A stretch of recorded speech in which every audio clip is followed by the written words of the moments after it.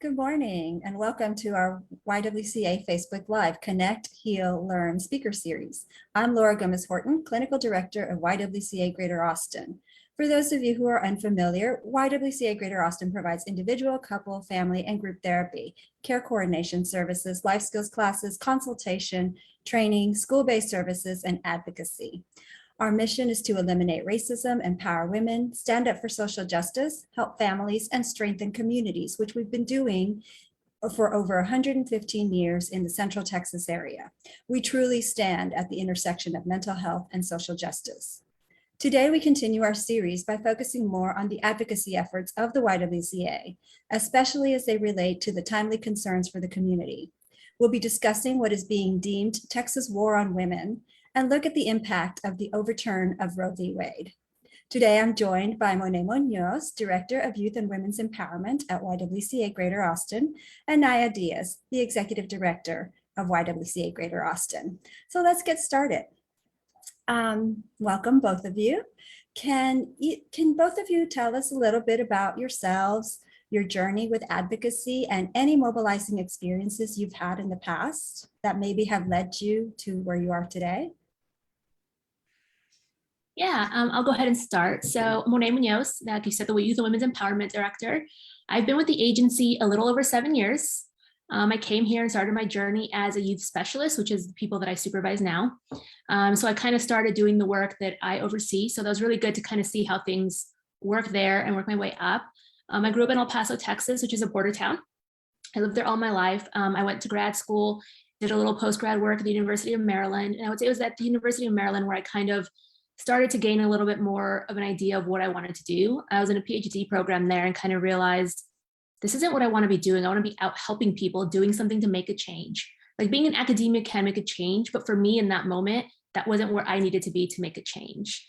So with that, I kind of started to apply into nonprofits to see what jobs I can do. And I kind of fell into this one and really fell in love with the work that was being done here at the YWCA. And I would say I'm just a really strong advocate and educator on women's rights, women's reproductive rights. I like to just even going from educating my friends about what things are, what things going, or just pushing things out there so people know what's going on, what's happening, what could happen. Yeah. So my name is Naya Diaz. I am the Executive Director here at YWCA in Austin. And yeah, I've been in a journey of, supporting women and their families for a very long time. I'm actually probably a product of that myself. I'm originally from the Rio Grande Valley. I was raised as a migrant farm worker between California and the Rio Grande Valley. And yeah, Texas has always kind of been I just love Texas so much. And I've been traveling between the Rio Grande Valley and Austin for the last 25 years.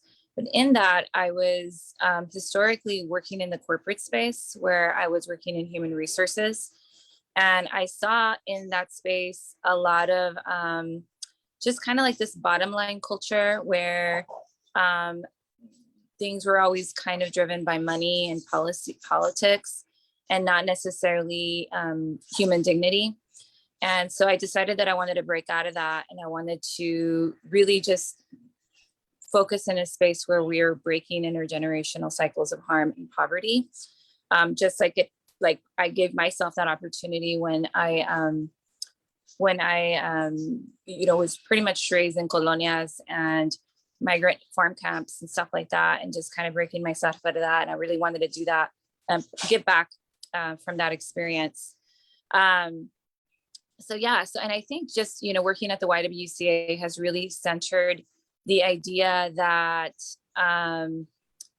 the work that I've done is really striving to, work on things like healing justice, community liberation, and something more of a revolution that starts in the heart and it leads into our legislative halls. So I've been kind of in that path here with the YWCA, and it's been wonderful working alongside Monet and yourself, Laura, and just the community here in Central Texas. I know that for some people, they might recognize YWCA in the Greater Austin area as providing social services, but we have a huge history of working with advocacy. Naya, could you tell us a little bit more about the history behind the advocacy efforts that YWCA has? Yeah, I mean, YWCA specifically here in Austin was actually born out of an advocacy effort during the suffragette movement. So we started, out of UT Austin. There was we were a community, college campus community, and then it kind of evolved into something else. But while we were on campus, we held a lot of space around things that were, or advocating for policies that were around women and their families. And actually, it's always been around eliminating racism and empowering women since 1907. Then we also were really a big part of the civil rights movement. And particularly because we're going to be talking about women's rights and reproductive rights. And we were a big part of that as well. And just making sure that we were, kind of moving the needle a little bit during that time in the civil rights movement towards women being protected for their civil rights and their bodily autonomy. And then also just kind of as we move forward into the 80s and the 90s, we were very involved in like immigrant rights, voting rights, making sure that women and their children, people of color, were represented, and we were uplifting people into places of power that looked like us and that represented us. So we've always kind of been in that space. And I know just more recently, over the last maybe 30 years, we got a little bit more programmatic so that we can work with the intergenerational cycles of harm and healing that we've been seeing since the suffragette movement and since the civil rights movement and beyond. So I think that's kind of, in a nutshell, the timeline that I can recall. So, yeah. And what can you tell us about the current priorities for YWCA? Yeah, I mean, we all know that the world, there's a strong sense for me that the current priorities are around women and children, because it feels like there is a war on women and children, right? And that we're operating in an ecosystem that is blatantly violent. So the priorities are around women and putting ourselves front and center. I think for a long time, the patriarchy has asked women and their families to kind of take the crumbs in the legislative halls around policies, whether we had to go to war or whether we had to buy more arms or we had to just do more violent things. And I think right now, the feeling I'm getting around some of the policies is that we want to be front and center, that we're no longer going to put ourselves in the sides and take the crumbs, that whatever policies that are being put out right now that protect women, their bodily autonomy, that protects children and eliminates, eliminates mass shootings, and that there's more gun control and stuff like that, that those are the things that we want to prioritize, because that is, in our mission, the well-being and dignity of women and children is a priority. So we're not about like pumping our chest and dominating narratives. We're about more like caring and partnerism economics and partnerism socioeconomic infrastructures. So there's a lot of things that are happening in the national landscape where there's a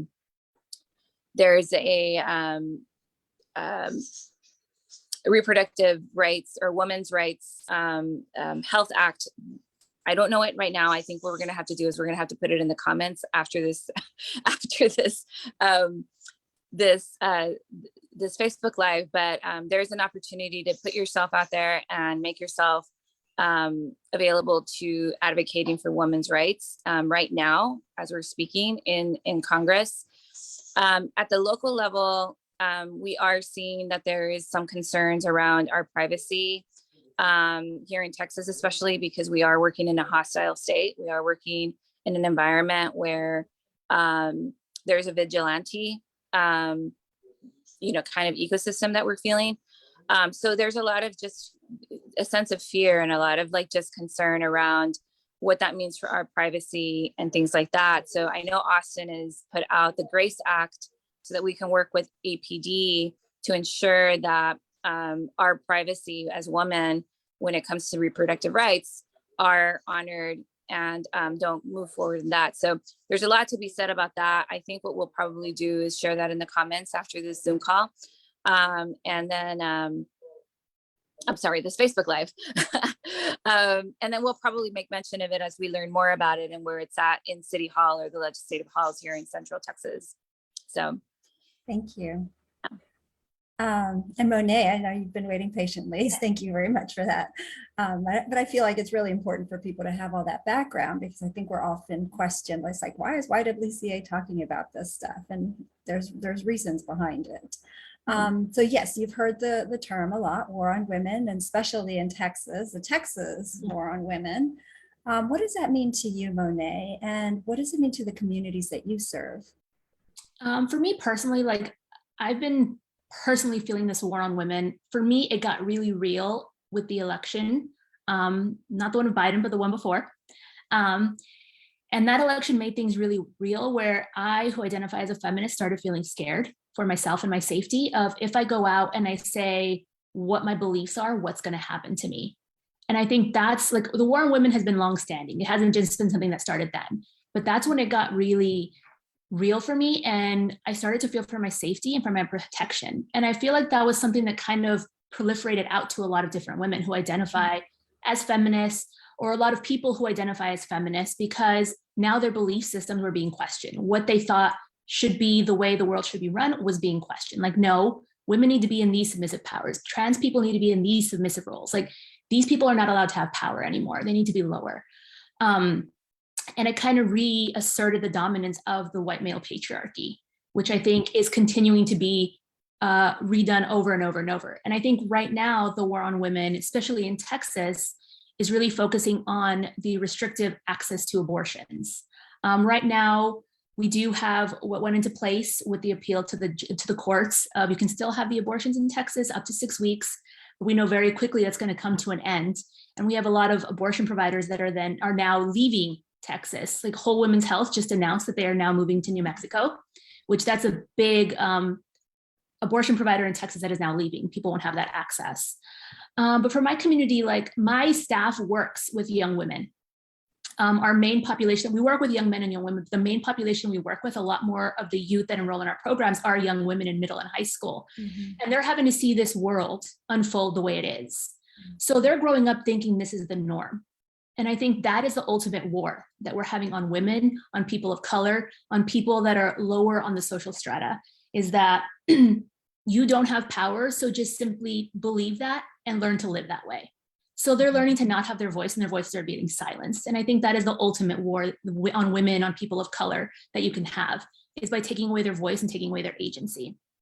And I think unless we teach our youth how to fight back against that and teach them that they do have a voice, we're going to end up in a worse situation than we are in now. And I know when my staff goes out and does the groups, even just hearing a young girl or a young boy saying, it's nice to have you listen to me because nobody ever listened to me when I talk about my problems. That for me, when I hear that from my staff, is alarming, because nobody's really taking them seriously and what they think issues are seriously. So if nobody's taking them seriously now, they're going to lose that drive and not really have that anymore in their lives. They're not going to think, me fighting for social justice, why am I going to do that? Nobody listens to me anyway. So I think we need to empower our youth. And by doing that, that's where we start a big part of the change. As we've seen with social movements that are happening more recently, a lot of the youth are the ones that are driving it, like the gun control. We see a lot of the youth really pushing for that, wanting gun control to happen because they're seeing the shootings happening in their schools. So if we empower the youth and give them that voice, we're going to see really big change happening. But we need to be willing to let them have that voice to begin with, and not just tell them, what you have to say is not as important, or just wait a little bit. Like, we need to tell them that that is there and that they can use that voice for good. I think sometimes it's difficult for people to see like the connection between what is happening like right now, or what happened with Roe v. Wade. Like, there were a lot of people that were actually happy that that happened. Yeah. And they can't quite see the connection to the impact it will have at the community at large. Mm-hmm. Can you say a little bit about what you think what might happen? I mean, you mentioned, the disillusionment, people's voices being quieted, but it seems like there's other socio and other economic impacts that these decisions that people are making right now might have. Yeah, most definitely. I think at the very base level we think about it, we can see there are going to be more deaths, because just saying people who can give birth are no longer able to have abortions does not mean that abortions are going to stop. It just means people are going to go about getting them in a way that's not necessarily safe. If you can do it in a clinic setting, you have all the safety protocols, you have doctors on staff, you have medicine, you have the way to get to a hospital, you have all those things in place to make sure nothing bad happens, nothing life-threatening happens. But if people who are able to give birth are now forced to go outside of that and do it in any other way, you're gonna have deaths. Like I've seen posters and things from rallies. Like one that stood out to me was somebody saying, you can stop me from getting an abortion legally. That doesn't mean I'm gonna stop and get one. I'm gonna go do it myself. And by hearing that, or seeing somebody say that means they're still gonna get them. And that puts a major health risk on people. Mm-hmm. And on top of that, just taking aside how many deaths are gonna come from that, you also have the economic disadvantage that's gonna come. A lot of the people who seek abortions, the vast majority are people of color, people who are lower economic status. And with that, if you're now forcing them to have the children that they can't afford to raise anymore, they can't afford to provide for economically, they can't afford to take care of the way they would want to, then they're going to struggle financially. And they're going to fall further into a hole that they cannot get out of. A lot of people who are getting abortions, they're getting them because they already have 3-4 kids, and they know if I have this 4th, 5th kid, even the 2nd or 3rd kid, I'm not going to be able to support them the way I want to. I can't give them the life they deserve to have. And it's not financially sound for me to do this right now. And by taking that away, you're pushing people further into an economic crisis, and therefore making it harder for people to live. You already have a vast majority of population who is struggling to survive. And just thinking about it in Austin, thinking about it myself, like I was talking to my friends the other day about just the cost of living, like how much it costs to rent an apartment now. I have friends whose rent went up $250 from one year to the next. If you do that, and now you have to add in that you've been forced to have another child. Now you have to find a way to provide for the other child, whether it be clothes, food, but now a place to live. And with lodging being so expensive in the city, how are you going to do that? So you have that. And then you also have health concerns. So things like ectopic pregnancy. That is an issue that's kind of really got people's wheels turning on how is that going to be dealt with? Because a way to deal with ectopic pregnancy is essentially doing what is an abortion. And that pregnancy is unviable no matter how you see it, because it is a pregnancy that has formed itself outside of the uterus, usually in the fallopian tubes. So you can't, and there's no way to take that pregnancy and implant it somewhere else, like to move it. That's not anything that's possible. So the way to save a woman's life from that is to terminate that pregnancy. But with the abortion bans, you're seeing that a lot of providers are like, we can't do that. That's an abortion. We're going to get in trouble. So it's raising all these questions on how to deal with those. Mm-hmm. So you're putting women's lives in danger. You're putting people who can have children's lives in danger. I think of a story. We had an intern a few years back. Her name was Ernly. She was here from Liberia. And she was out working. She was from Liberia. She was out working in fields, out in the rural areas, with some program that she has. And she was unaware she had an ectopic pregnancy, and she ended up passing away from that. So it's like we're pushing people here in the US back to a world where they might not even know they have an ectopic pregnancy because they're scared to go check, or they have one and they can't get it taken care of, and then they die because of it. So we're putting people's lives in danger, we're putting them in economic peril, and we're just not thinking of what can happen to people who can have children in the long run. We're thinking, oh, we're saving babies' lives, but we also don't think about what's going to happen to those babies after they are born. So. Yeah, I mean, I can totally see the snowball effect coming with, there's going to be a lot more kids in foster care. There's going to be a lot more kids, having to live through this trauma, and then also being, we can talk on this forever, but of course there's women who are raped who get pregnant, and exactly. It's like the trauma associated with that. I mean, we can go on and on and on, that for the legitimacy of having that need to be able to have the right to body autonomy. Exactly. And it's just a way of taking away the control people have over their own bodies. Right. Like I was devastated when I heard the overturn of Roe, of like, I believe I sat there in shock at first. And then it was kind of like, somebody just told me I can no longer say what to do with my body. And my fiance came and tried to comfort me. And I told him, like, I love you and I understand what you're trying to do, but in a way you can't completely understand what I'm going through, because nobody has told you, you can't do this and this and this with your body. Right. Nobody has told you as a man, as a biological and self-identifying man, you can't do something with your body. me as a person who is able to have children, I am told that no matter what, I have to have that child. And going back to the foster care, like we have a lot more kids who are going to be in the foster care system, but then you see funding being cut for those types of systems. So how is it that how are we going to find that balance? Like we can't take away one and then also take away the other and get both of them to be lowered. Like we need to find a way to find the balance. And I think these lawmakers don't think of those things. They're finding a way to make themselves happy and then not thinking about the future of these children or of these people. Right. I know that, I'm not sure what the comments are being said because I'm not watching them, but I know that we often get comments. And when we've spoken out about social issues, there have been a few times that we've been told to stay in our lanes. And we've also been thanked, though, on the contrary, we've also been thanked for bringing attention to this connection between oppression and people's well-being. What connection, and this is for either of you, but what connection do you see between socioeconomic and political issues and the impact on people's mental health and well-being?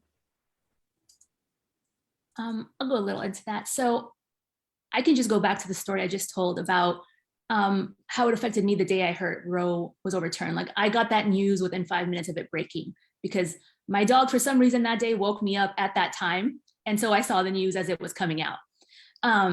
But just that story of where I was in shock, I was in awe. I went through like the moments of grief in that moment. And then my fiance coming and him trying to comfort me, but I was just devastated. And then for weeks after that, I was kind of like in a depression. I didn't know how to break out of that. So you see these things happening, these political decisions, these political turmoils, they directly affect how people feel emotionally and mentally.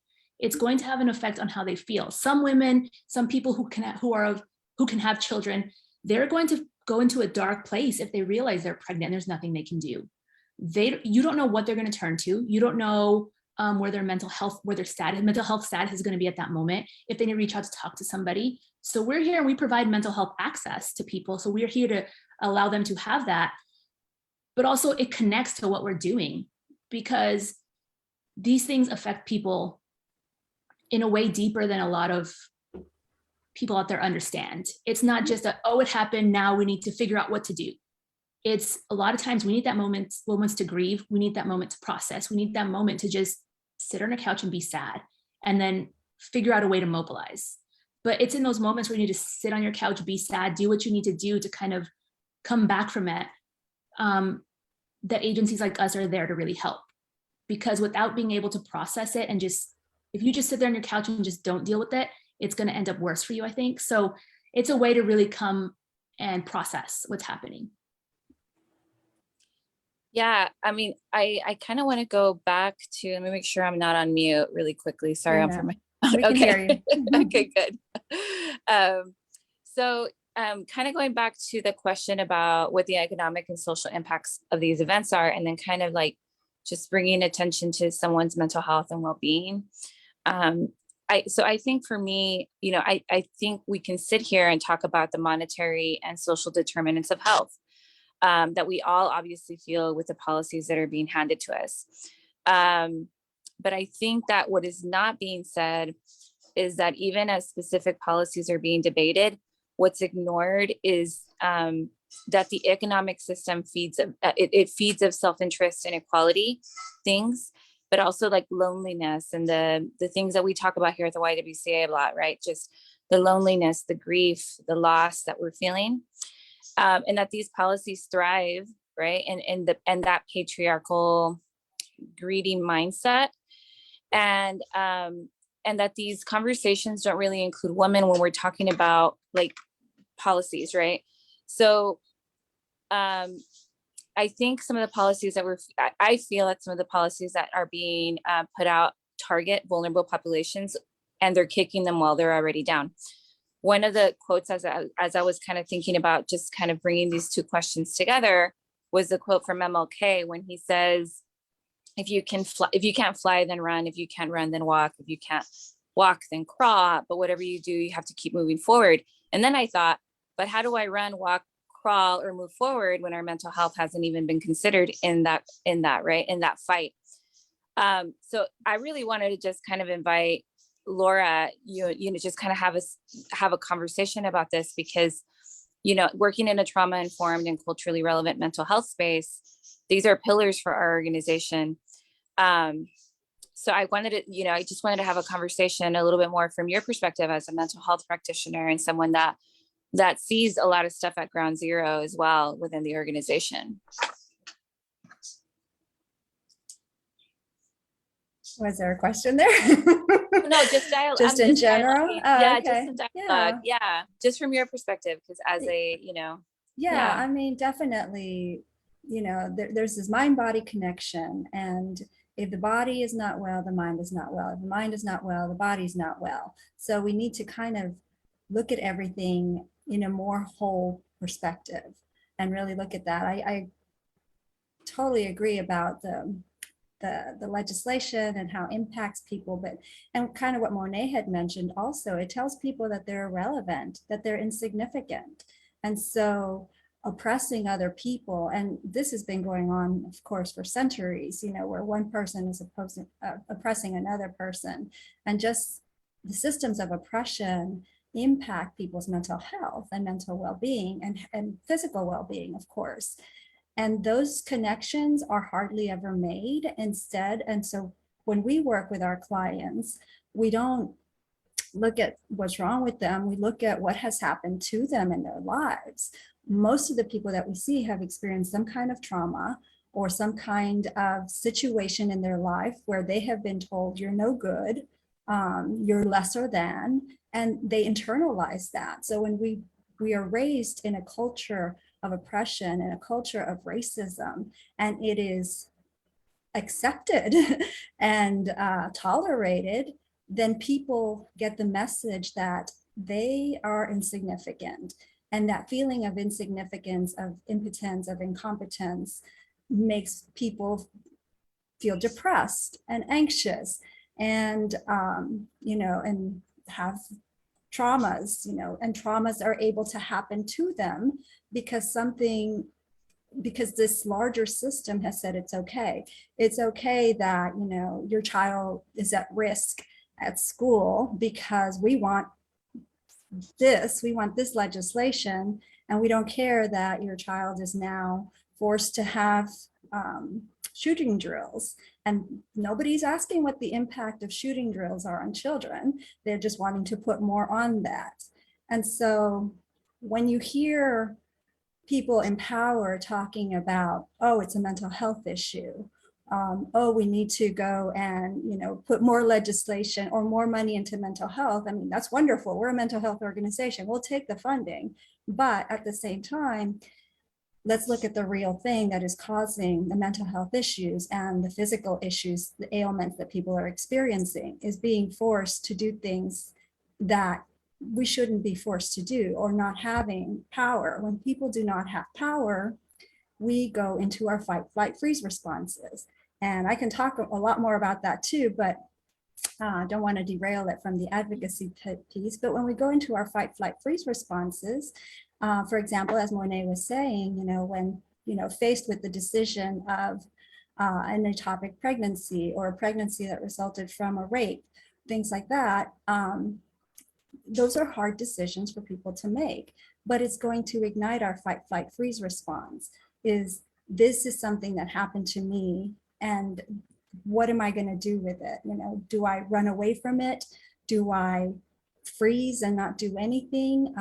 Or do I give in and just do what I'm told? So all of those things put together have this enormous impact on people's well-being, and people don't think the legislations and rules that they're making, how it's impacting that. I'm going to get off of my soapbox for a second to ask the next question, because it is kind of related, is that we are also not only taking people's autonomy away, but criminalizing people's behaviors. And we see that with so many issues in society. People who are unhoused are criminalized because they're unhoused.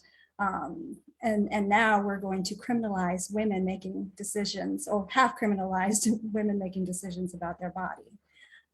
Do either of you want to touch on that, on the criminalization aspects of these decisions that are being made?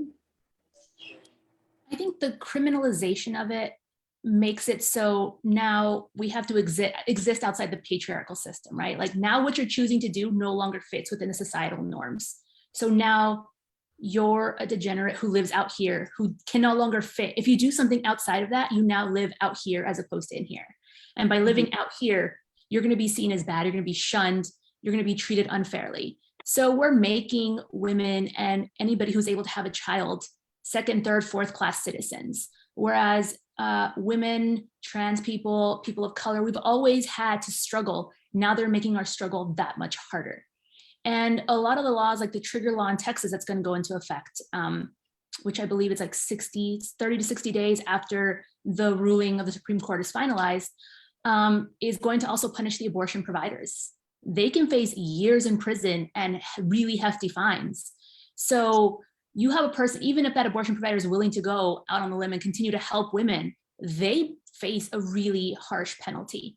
So you're criminalizing also a doctor doing what they believe is right to be able to help have a woman or person who's able to have a child survive. Give them the abortion because the pregnancy is unviable or they have an ectopic pregnancy. Now you're criminalizing them doing their job that they made an oath to do when they graduated medical school. So you're criminalizing a lot by doing that. And I think this goes a little off topic, but we also have to like remember privilege in this, and that you criminalized it in certain states because now it's a states' rights issue, right? Each state can decide what they want to do in regards to abortion. And we live in Texas and we definitely know where that's going and where that's been going. It's going to be illegal here. So, but you have to remember the privilege of, I've had people tell me, well, you can just go somewhere, go to another state and get your abortion. Like, yeah, I may have the privilege to do that because I have a stable job. I have a partner who also has a stable job, and we can raise the funds for me to be able to have airfare or gas mileage, hotel, food, however many vacation days I need once I get to wherever I'm going to be able to get that abortion. But there are people who don't have that luxury. Somebody who can't take 1, 2, 3 days off work because they have to have that job and they are contracted at that job, or they just can't afford to take the time off. They don't have the PTO. Or somebody who can't afford the plane ride or the gas, because gas prices that we know right now are incredibly expensive.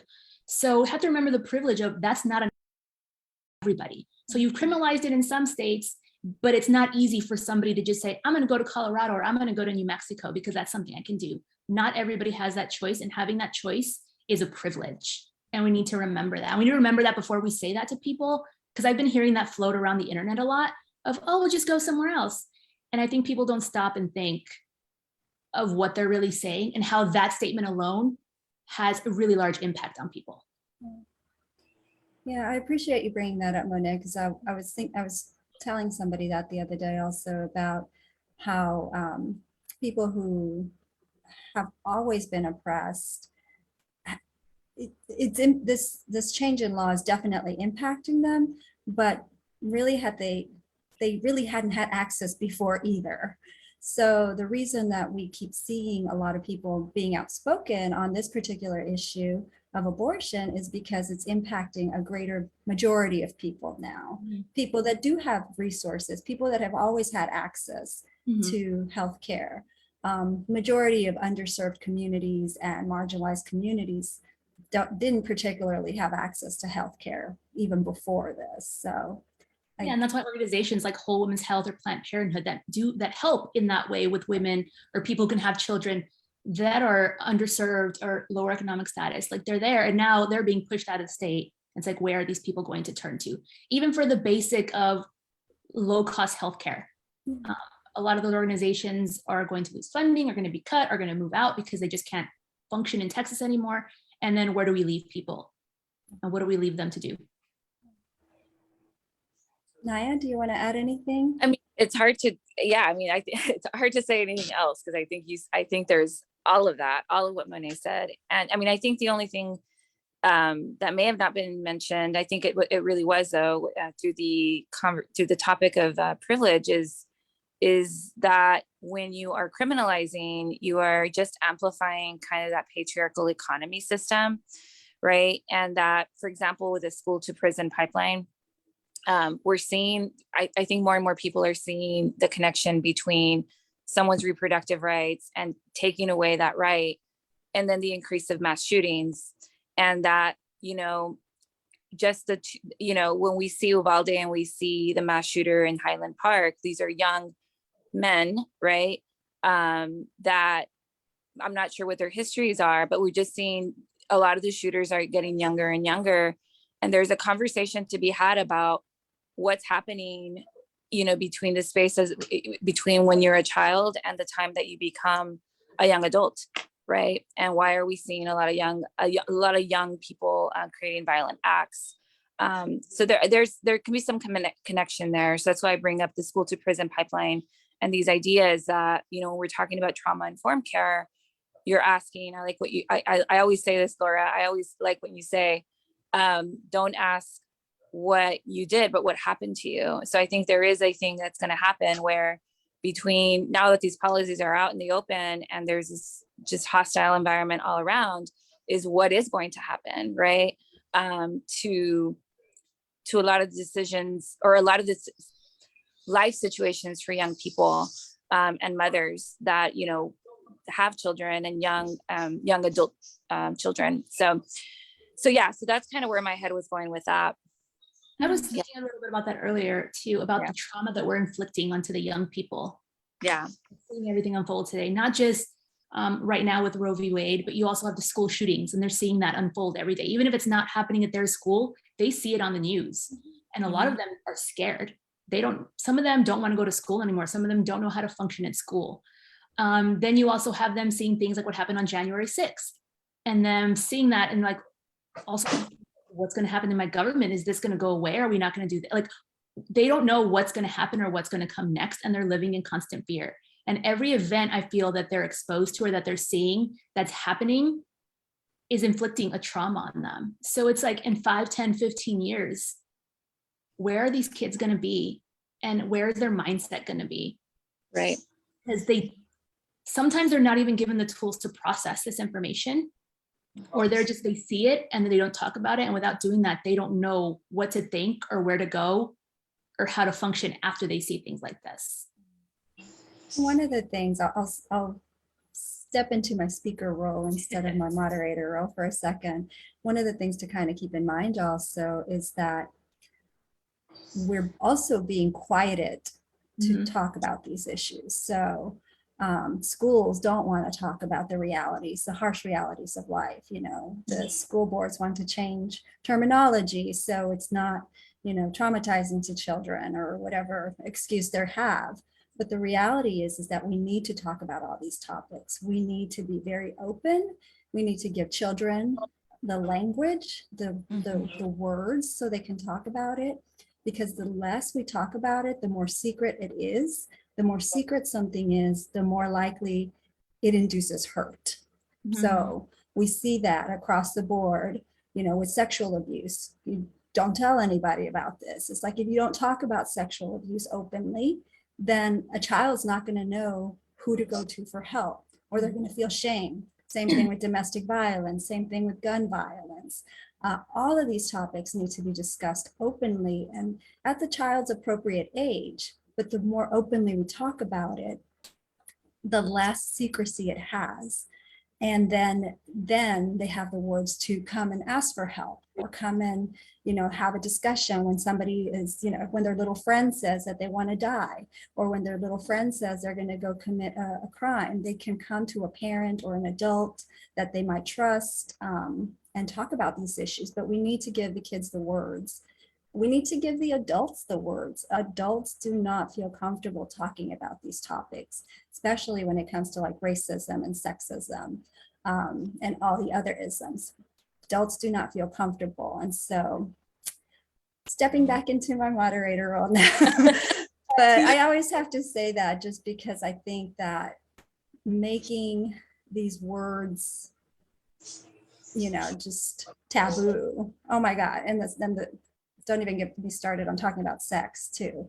Everything that's taboo, we just need to untaboo it or whatever, whatever the word is. Education. Adults who lack some education in things. They do. I've had people tell me like, wait, you don't pee and you don't pee out of the same hole your period comes out of? And I'm like, you're 30. How did you not know that?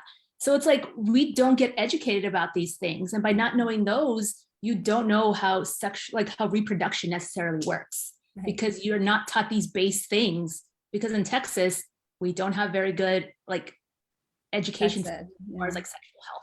Yeah. So, I mean, people grow up not knowing these things and they don't learn them until they're much later. And then that impacts how everything is happening now, and what laws are being made and what kind of misinformation is out there. And it's very easy for that misinformation to just spread itself like wildfire. Yeah. Whew, that's a lot. So let's move us on to what are we going to do about this? So I know that, YWCA is developing or has developed some plans on how we're going to move forward towards making some social change. What can you all tell us about what's in our future here? How can we make effective, lasting impact and social change? Yeah, I mean, I'll start off by saying that, yeah, I think here in Texas, YWCAs, just not here just in Austin, but we have other sister sites across Texas that have been interested in just kind of joining forces so that we can talk more about how this affects all Texans in equal, actually unequal ways in many ways. But I think, what started this conversation was that again, kind of going back to like, we've been in this programmatic space at the YWCA, and that's probably a shared experience for a lot of YWCAs in Texas. And that we're really just trying to tap into our legacy of like all the amazing work that all of our YWCA ancestors have done and have paved the way for us to have this voice now, just doing this Facebook Live now and talking about this openly. And so so we're getting together. We're going to probably talk more about what it means to be more involved. I think right now I'm sensing a lot of energy around just rage. A lot of us are enraged. I feel enraged. The other day I was looking at someone saying it's no longer hot girl summer, it's rage girl summer, and I'm like, yeah, I feel that. Like that's true. And I feel like that's probably I'm not alone in saying that, right? And I think that this is an opportunity to use the rage in constructive ways. We want to fight back. We want to channel that rage over to the voting booth, right? We want to channel that rage so that we can be very strategic, maybe when we're reaching out to our politicians, our elected officials, about what we want and making those needs very vocal and very just direct about what we need. Again, going back to like, we're no longer putting ourselves in the margins of the needs of the legislative priorities. We are centering ourselves. So what does that mean to you? What does it mean to center your priority as a woman and your family and your children when you're talking to people that are in places of power? So, I think that we need that is a priority, right? And that I think that there just needs to be right now we need to talk about women's rights over their bodies and their lives. That's kind of front and center. Roe versus Wade has been overturned. This has been, it never was codified, and that was a problem. I think right now there's a lot of ways that we can look at the judicial system and the justice system, and there's creative ways that I know a lot of politicians that are allies have been centering the lives of women. And also the lives of children, that we can talk about we can talk about the lives and the future of children as a way to say that they're being safe and they're being protected, right, by the government, and that we don't have to like question that. Because I think right now we're just questioning that. Monet just talked about, how are children going to feel going back to school, or how are mothers going to feel sending their children back to school in the next few weeks, or we're right around the corner and back to school season.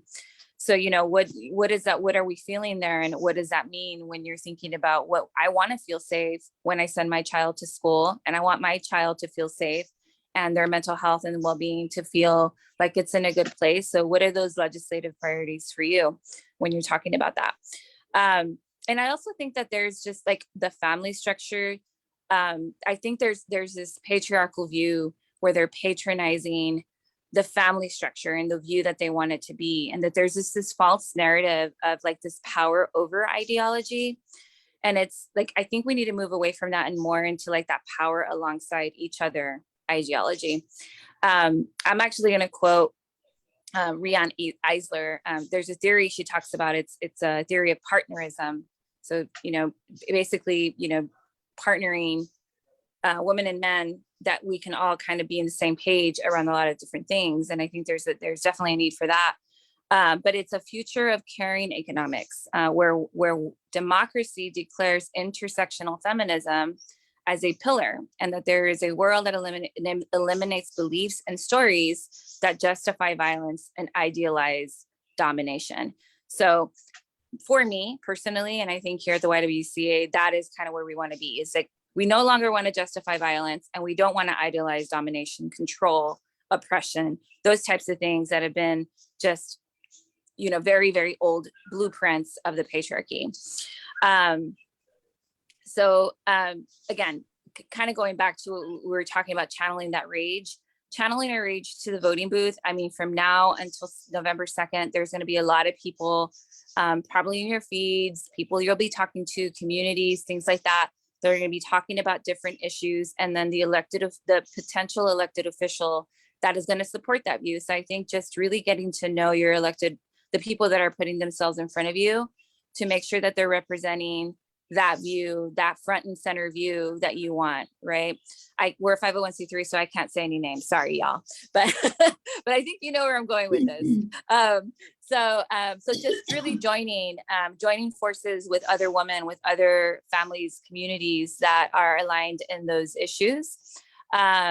And really mobilizing as well. And also just making sure, and maybe Laura, you can kind of help me fill in the blanks here, but when we talk about mobilizing now, there's also kind of this thing we've been talking about the YWCA, where mobilizing is a form of healing, and meaning that there has to be space for that self-care. There has to be space for you to just kind of mentally prepare yourself as we're going into the fight, right? And as we're kind of the marching orders from RBG, which was, prioritizing our well-being and dignity, and kind of harnessing that myself and in the organization about what it means to mobilize as a form of healing.